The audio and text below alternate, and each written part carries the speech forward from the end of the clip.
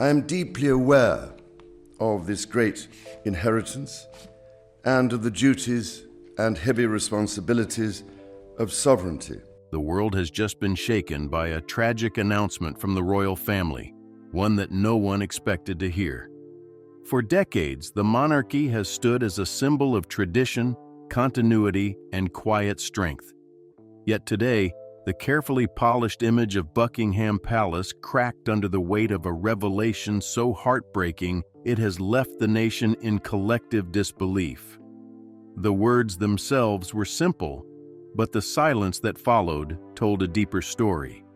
A story of frailty, regret, and the subtle unraveling of power behind palace walls. It began in what should have been an ordinary morning, marked by the familiar rhythm of protocol and ceremony. Courtiers moved through corridors with rehearsed precision. Reporters gathered in anticipation of routine updates, and the world expected nothing more than another controlled royal appearance. But instead of pageantry, the palace gates became the stage for something entirely different. The press secretary, his face drawn and pale, stepped forward without the usual pleasantries. No nods to tradition, no opening acknowledgments, just a stark, measured voice delivering words that would send shockwaves across the globe. Whispers of illness, speculation of abdication, even mutterings of scandal had circled in recent months. But nothing could have prepared the public for what was finally admitted. As cameras rolled, the image of the royal family spoke louder than the words themselves. Prince William's jaw clenched tightly, his composure betraying the strain beneath. Catherine, ever poised, carried an expression that balanced worry with determination. King Charles appeared frail, withdrawn, his once steady presence now clouded by visible weakness. And perhaps most striking of all was the absence of Queen Camilla. No statement, no appearance, not even a word from those closest to her. It was in this silence that the truth began to crystallize. The king's health had been deteriorating far more severely than the palace had let on, and the revelation was not simply a matter of illness. It was a signal that power within the monarchy was shifting, perhaps irreversibly, and that the legacy of one woman long gone was about to be resurrected to redefine the crown. The announcement itself lasted only minutes, but its impact was immediate and devastating. Delivered in a tone of polished restraint, it revealed what many had feared, but few dared to say aloud.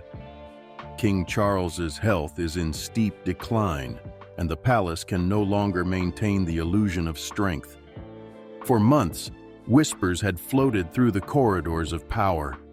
Observers noted Charles's frailty during appearances, his reduced schedule, the way he seemed to lean on aides just a moment too long. Yet the official narrative was always the same: fatigue, minor treatments, a demanding calendar. The public was assured their monarch was steady. But this morning, that illusion shattered. Cameras caught every strained detail. William, stiff with tension, leaned forward as though bracing himself for questions that would inevitably follow. Catherine's steady gaze reflected a woman prepared to shoulder burdens larger than herself, her composure shielding the uncertainty that rippled behind her. But it was Charles who drew the most concern. His once commanding presence, so carefully guarded since his coronation in May 2023, now seemed diminished. The weight of his crown appeared heavier than ever, his every movement hinting at exhaustion he could no longer conceal. And then there was Camilla's absence. For a queen consort who had fought tirelessly to reshape her public image and prove her place beside the king, the silence was deafening. No statement was read on her behalf. No appearance was scheduled. No reassurance was offered to a public desperate for clarity. The void left by her absence became a statement of its own, sparking questions that the palace could not contain. Was she sidelined, unwilling, or simply unable to stand in the spotlight at such a critical moment? Within hours, speculation exploded across headlines and social media. Some wondered if Charles was nearing abdication, too ill to continue his reign. Others whispered of internal disputes within the family, suggesting the king's condition had forced premature conversations about succession. Still, others pointed to Camilla's silence as evidence of a deeper fracture, one that could no longer be hidden behind royal decorum. The announcement was tragic, yes, but it was also revealing. It marked the end of an illusion carefully maintained for months, perhaps years. And in its place, a new reality was beginning to take shape, one that would soon carry the unmistakable imprint of William, Catherine, and the enduring shadow of Diana, the woman who remained the people's princess. In the aftermath of the announcement, as the nation reeled from the reality of Charles's frailty, another revelation emerged, one that reframed the future of the monarchy itself. William and Catherine, not Charles, stepped forward to unveil what they called the Diana Initiative, a sweeping program of reform and renewal designed to connect the crown more deeply with the people. At first glance, it seemed like another royal charitable campaign, a focus on mental health, community outreach, and modernizing support for families. But the name itself transformed it into something much larger. By invoking the memory of Diana, William and Catherine reawakened a legacy that had never truly faded. The people's princess, remembered for her compassion and defiance, became once again the centerpiece of the monarchy's story. The response was electric. Within minutes, social media platforms flooded with images of Diana. Her visits to hospitals, her confrontations with paparazzi, her heartfelt interviews that had once exposed the loneliness behind palace walls. Hashtags celebrating the initiative trended globally. News outlets ran montages of her most iconic moments, contrasting her warmth with the coldness of royal tradition. For many, it felt as though Diana herself had returned, not in body, but in spirit, carried forward by her son and daughter-in-law. But if the public saw the Diana Initiative as a hopeful rebirth, within the palace it sparked unease. Camilla's absence loomed larger than ever. Insiders revealed that she had opposed the use of Diana's name, warning it would blur the monarchy's message and reopen old wounds. Yet with Charles weakened, her objections carried little weight. William and Catherine pressed forward, shaping the narrative themselves, presenting not as heirs in waiting, but as leaders already acting. The symbolism was unmistakable. Portraits of Diana, long absent from official spaces, began to reappear. Charities tied to her memory were revived. Speeches emphasized empathy, compassion, and community, values Diana had championed long before they became fashionable in royal circles. For Camilla, it was an erasure she could not ignore. After years of rebuilding her image and finally ascending to queenship in 2023, she now faced the possibility of being overshadowed once more by the woman whose absence had never diminished her presence. For William and Catherine, however, the initiative was more than tribute.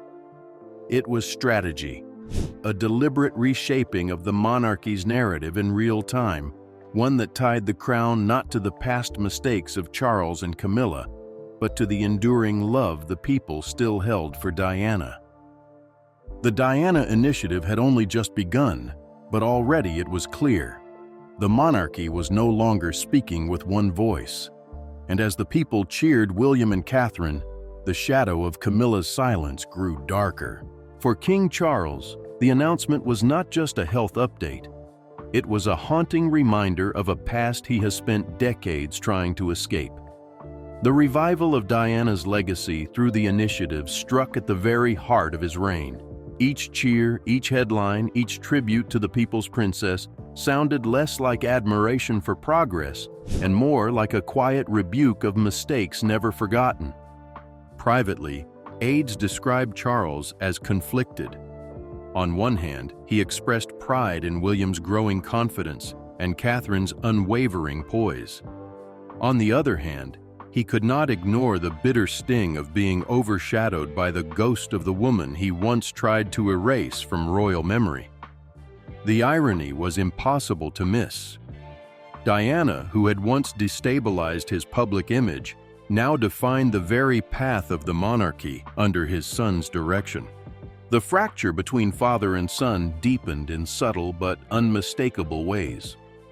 In meetings at Clarence House, Charles expected deference, a continuation of ritual and hierarchy. William, however, carried himself differently. No longer the hesitant heir, he spoke with authority, shaping conversations around modern reforms. His language was strategic, deliberate, and, at times, unyielding. One courtier described their dynamic as a conversation between tradition and survival, Charles clinging to continuity, William demanding adaptation. The tension reached its peak in what insiders now call the Clarence House confrontation. Charles, weary but firm, asked his son why the Diana initiative had been launched without his guiding hand. Why was the crown exposed in such a public way, bypassing his own counsel? William's reply was brief but devastating. "This isn't a discussion, it's a strategy." Those 6 words carried a weight far heavier than protocol. They signaled not only a difference of opinion, but a quiet shift in authority. For Charles, the realization was painful. His reign, crowned only in May 2023 at Westminster Abbey, was already slipping from his grasp. His legacy, once carefully guarded, was being rewritten in real time, not by him, but by the son who carried Diana's blood and her spirit. The monarchy he had waited a lifetime to inherit was no longer entirely his to control. While Charles wrestled with regret, William and Catherine stepped into the spotlight with a quiet authority that felt both deliberate and inevitable. They were no longer heirs in waiting, bound by patience and tradition. They were leaders, actively reshaping the monarchy with every word and every appearance. William, once known for his measured restraint, now carried himself with a confidence that bordered on commanding. His speeches were sharp, his tone deliberate, his presence steady. Insiders compared his strategy to that of a general, not one preparing for war, but one planning a campaign of legacy. He was not asking for permission. He was charting a course forward, knowing the public was ready to follow. By his side, Catherine embodied the stabilizing force the crown so desperately needed. Her calm composure, her warmth with the public, and her ability to balance tradition with empathy made her a figure of trust at a time when uncertainty reigned. Where Camilla had once worked tirelessly to earn acceptance, Kate seemed to inspire it effortlessly. Her appearance at schools, hospitals, and community centers reinforced her image as a modern queen in all but name. The shift was subtle but unmistakable. Journalists no longer sought answers from Clarence House, Charles's official residence. Instead, their attention drifted to Kensington Palace, the home of William and Kate. Without any formal decree, the center of royal gravity had moved. The monarchy's pulse no longer beat from the king's chambers, but from the offices of his heirs. Meanwhile, Camilla's presence faded. Her charities received less coverage, her portraits began disappearing from certain spaces, and her name rarely appeared in headlines unless tied to speculation of absence. Her closest allies within the palace quietly retired or were reassigned. To many observers, it felt less like coincidence and more like quiet exclusion. What made this rise remarkable was its subtlety. It was not rebellion, not defiance, not a coup declared in loud tones. It was an influence asserted through action, trust, and the ability to embody ideals the monarchy had long struggled to reclaim. The Diana Initiative symbolized this perfectly, not merely a tribute to the past, but a blueprint for the future. And so, without demanding the throne, William and Kate began to reign in every way that mattered. The crown still rested on Charles's head, but in the eyes of the people, the monarchy's true leaders were already clear.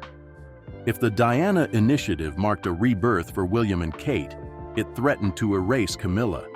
For years, she had fought her way from vilified mistress to accepted queen consort.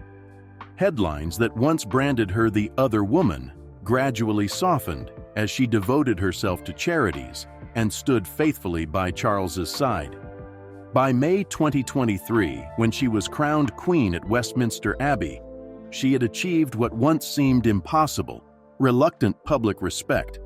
But all of that progress now stood on fragile ground. The reawakening of Diana's legacy threatened to undo it overnight. For every headline celebrating the Diana Initiative, there was an unspoken contrast casting Camilla back into the shadows. Where Diana was celebrated for compassion, Camilla was remembered for controversy. Where Kate embodied renewal, Camilla symbolized the old wounds of the past. The strain showed in subtle but telling ways. At a charity luncheon, Camilla was asked about the initiative. With a measured smile, she replied, "The monarchy has always served with dedication. We don't need to invoke the past to prove it." To some, it was a routine comment, but to the press and the public, it sounded like a veiled jab, not just at Diana's memory, but at Kate, the woman now carrying her torch. Within hours, the remark dominated headlines.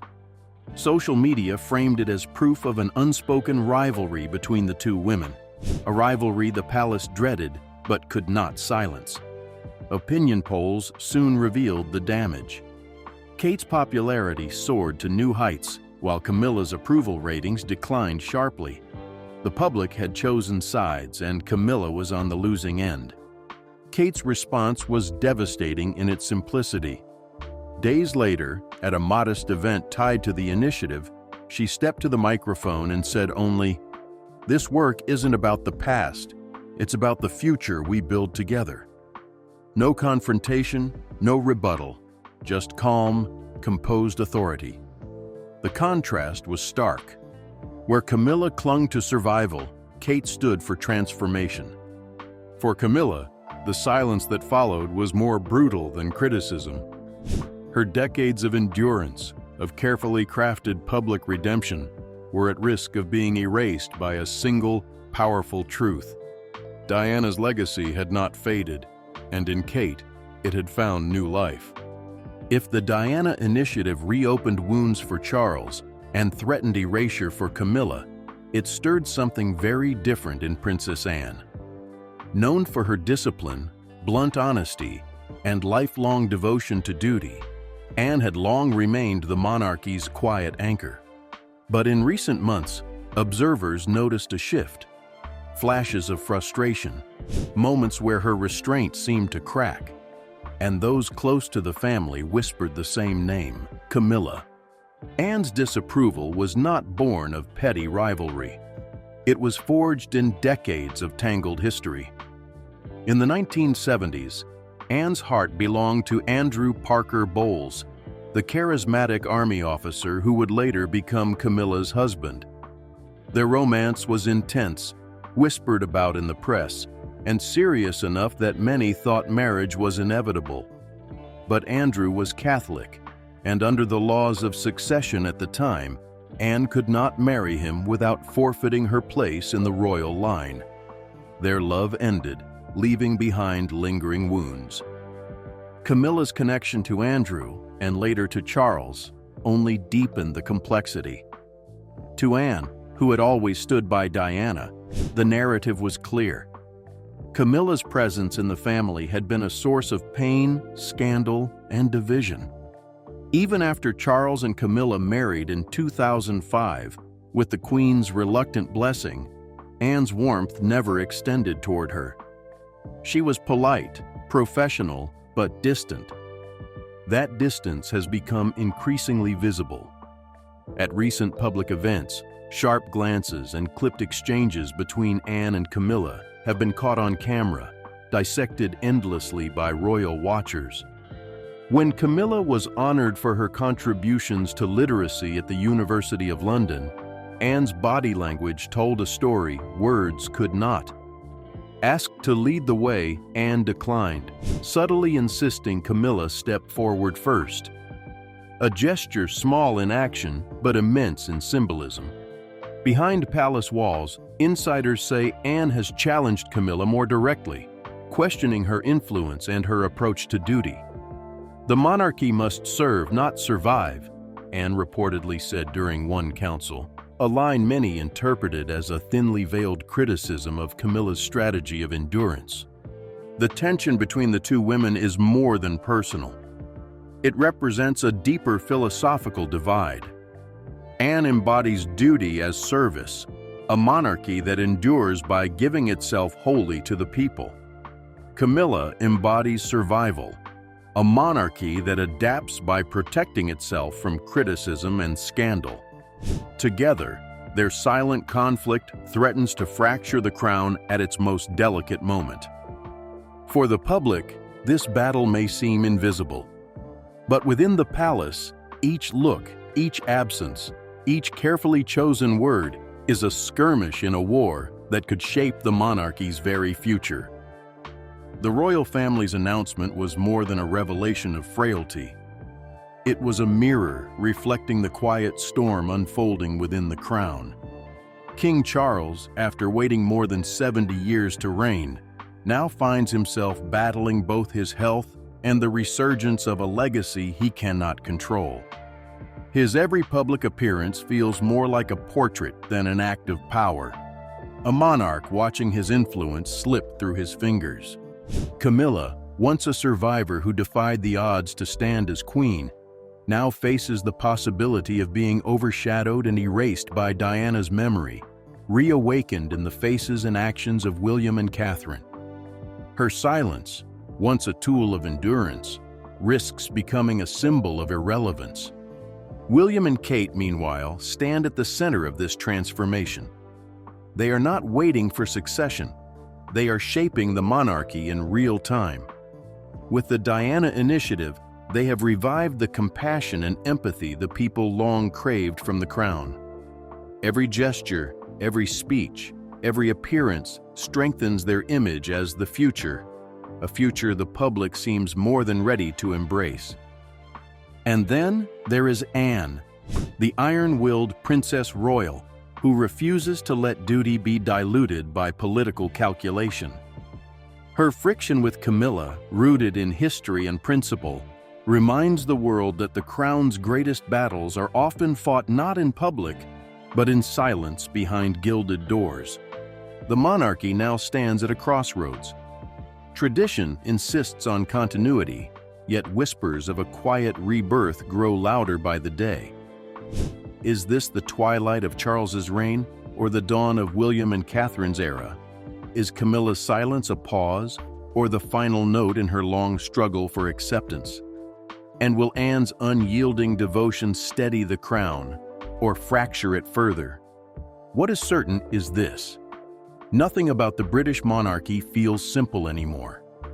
Every silence is a statement, every absence a message, every decision a ripple that could alter history. The tragic announcement delivered today may have sounded polished, but beneath its careful words lies a storm no crown can hide. The monarchy is not just facing a health crisis, it is facing a reckoning with its past, its present, and the uncertain shape of its future. And as the world watches, one question lingers louder than ever. What secrets are still being kept behind palace walls? Stay tuned.